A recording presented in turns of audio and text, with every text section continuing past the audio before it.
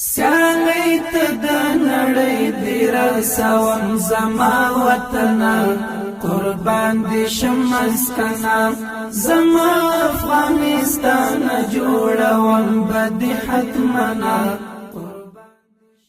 ګرانو هیوادوالو، تاسو خپلې پیسې اسلامي نظام ته د صدقې په نیت ورکړئ، ځکه دغه ستاسو پیسې دي چې زموږ د ګرانو هیوادوالو خدمت پرې کیږي. ښه بېلګه یې په دې وروستیو کې د مهاجرینو راتګ بولو چې دوی ته د اسلامي نظام لخوا د استوګنې ځایونه، صحي برخې، د ترانسپورت په برخه کې بېساري خدمتونه وړاندې شول چې تاسو یې شاهدان وی. هموطنان گرامی، بیایید با مالیه خود پیشرفت‌ها را به میان آوریم.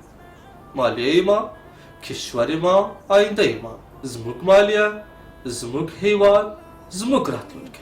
ټول جهان خواره کړه مقابله زما زړه او کوګله زما زړه او کوګله حیرانه به نړۍ دسته ښایسته کړم ګلشنه قربان دې شم